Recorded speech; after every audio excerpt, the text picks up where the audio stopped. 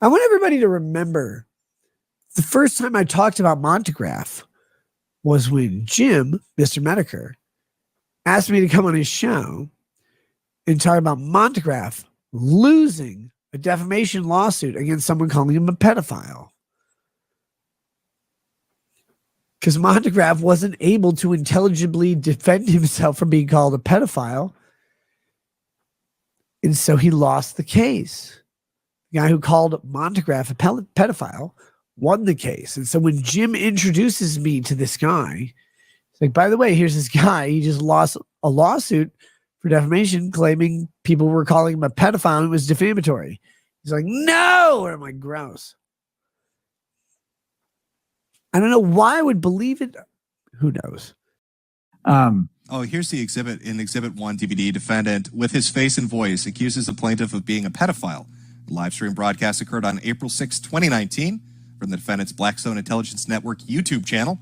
The defendant falsely accused the plaintiff of pedophilia a number of times during that live stream.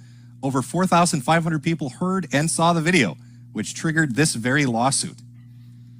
So this is his follow-up, I guess, because the first one made no sense. And he's trying to... this is more specific. Is that specific enough? No.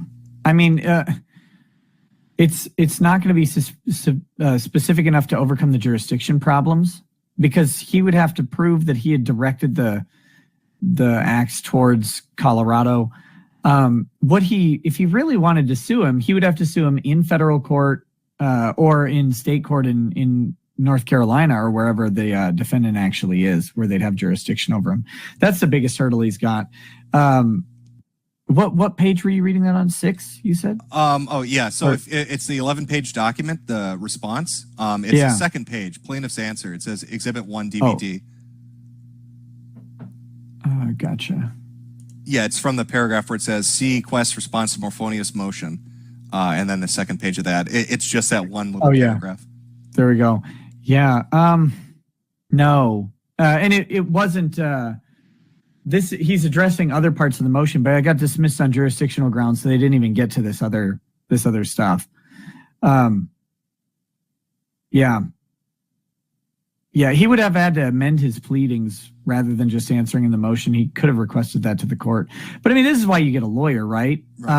The interesting thing is he raises kind of a good argument on page 3. There's one where it talks about he is a journalist with a standard of journalistic integrity. This is actually part of a defamation cause of action. Where is it? Where you argue that basically they... is it the third paragraph? The defendant's introduction to this very lawsuit explicitly points out what a professional independent journalist the defendant is, coupled with his investigational skills. I literally believe and affirm everything I've ever said about Montagraph. There you go. Belief doesn't make it true. Poor man's gold PMG. It's not about what makes something true. It's about whether or not you reasonably would know it to be false.